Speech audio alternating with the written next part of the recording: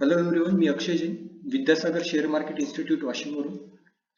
आज आपण बघणार आहोत की उद्याच्या मार्केटची सिच्युएशन काय असणार आहे. जर आपल्याला अपसाईडला जायचं असेल तर कोणत्या लेवलला त्याला ब्रेक करायला पाहिजे, किंवा डाऊन साईडला यायचं असेल तर त्याला कोणत्या लेवलला ब्रेक करून डाऊन यावं लागेल.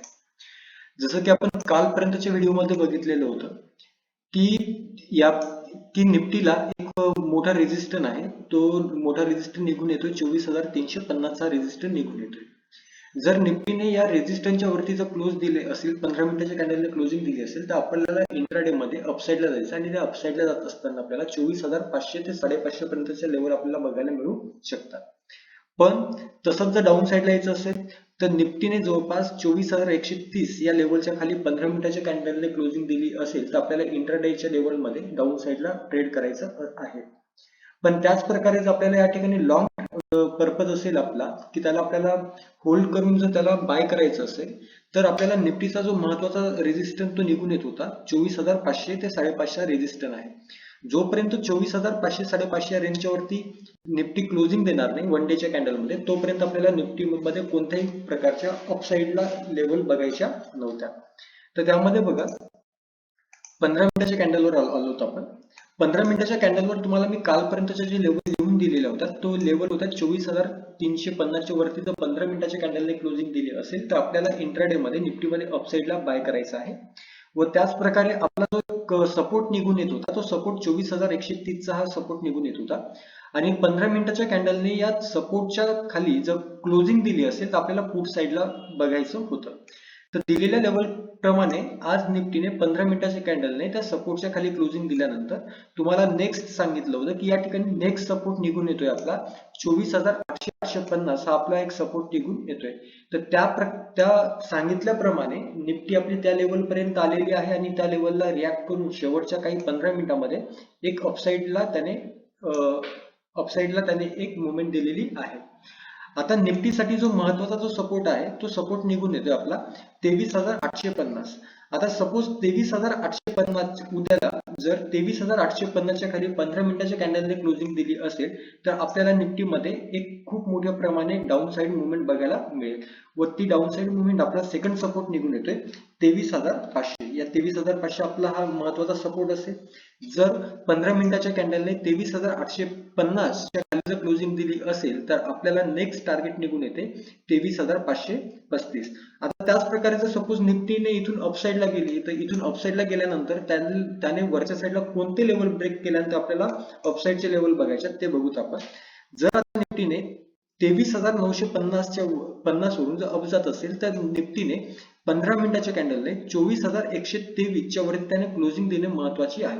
म्हणजे असं पकडा की इथून 60-70 पॉईंट जर निफ्टीने अपसाईडला क्लोजिंग दिली असेल, 24,120 च्या वरती जर क्लोजिंग दिली असेल तर आपल्याला परत निफ्टी इंट्राडेच्या लेवलमध्ये 24,300-350 लेवल बघायला मिळेल. व जोपर्यंत 24,350 या लेवलच्या वरती आपल्याला क्लोजिंग भेटणार नाही तोपर्यंत आपल्याला निफ्टीमध्ये बुलिश व्हायचं नाहीये. ठीक आहे. त्यामध्ये परत डेलीच्या लेवलमध्ये तुम्हाला सांगितलेलंच आहे की जेव्हा निफ्टी ही लेवल ब्रेक केल्यानंतर 23,850 च्या खाली त्याने क्लोज केल्यानंतर आपल्याला येणाऱ्या दिवसामध्ये परत लेवल कोणत्या बघायला मिळतील 23,500 ते आपल्याला 23,300 या लेवल आपल्याला निफ्टी येणाऱ्या दिवसामध्ये भेटून जाईल. आता त्यामध्ये निफ्टीसाठी हा पण एक खूप महत्वाचा सपोर्ट निघतो. जर निफ्टीने वन डेलीच्या कॅन्डलमध्ये जर 23,250 च्या खाली त्याने क्लोजिंग दिली असेल व ती कॅन्डल डेलीची कॅन्डल असेल व रेड कॅन्डलने या एरियाच्या खाली जर त्याने आपल्याला क्लोजिंग दिलेली असेल तर परत निफ्टीला आपल्याला एक परत बेरिश मुवमेंट कडे बघता येईल. तर ह्या आहेत आपल्याला निफ्टीच्या लेवल्स. त्याचप्रमाणे आपण निफ्टी बँक कडे बघू.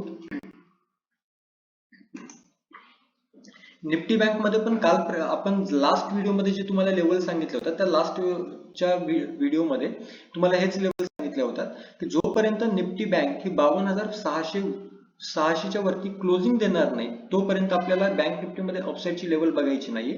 व त्याच प्रकारे 51,770 च्या खाली आपल्याला क्लोजिंग भेटणार नाही तोपर्यंत आपल्याला बँक निफ्टीकडे डाऊन साईडचे लेवल बघायचे नाही. तसं बघितलं तर निफ्टीमध्ये बँक निफ्टीमध्ये निफ्टीपेक्षा थोडी कमी सेलिंग बघायला मिळालेली व निफ्टी बँक निफ्टीला जर आपण कम्पेअर केलं तर निफ्टी हे जास्त बेरिश शो करत आहे, बँक निफ्टी एवढी बेरिश शो करत नाहीये.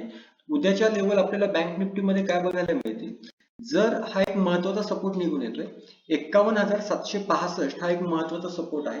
जर उद्याला बँक निफ्टीने या सपोर्टच्या जर खाली जर आपल्याला 15 मिनिटाच्या कॅन्डलला जर क्लोजिंग दिली असेल तर बँक निफ्टी मध्ये पण जवळपास 500 ते 700 पॉईंटचा डाऊन साईडची मुवमेंट आपल्याला बघायला दिसून जाईल.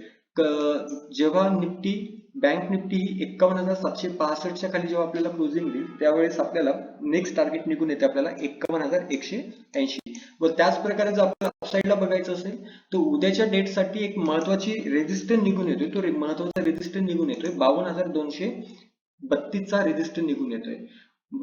जोपर्यंत प्राइस ही 52,232 च्या वरती आपल्याला क्लोजिंग भेटणार नाही तोपर्यंत आपल्याला परत बँक निफ्टी मध्ये बाय साईडला जायचं नाही. व सपोज या ठिकाणी 15 मिनिटाच्या कॅन्डलने परत 52,232 च्या वरती जर 15 मिनिटाच्या कॅन्डलने आपल्याला क्लोजिंग दिली असेल तर आपल्याला बँक निफ्टी मध्ये परत येणाऱ्या दिवसामध्ये 52,600 ते 52,750 हे लेवल आपल्याला बघायला भेटून जातील. अशा प्रकारे हा उद्याचे लेवल्स आहेत, याला आपण फॉलो करा. थँक्यू.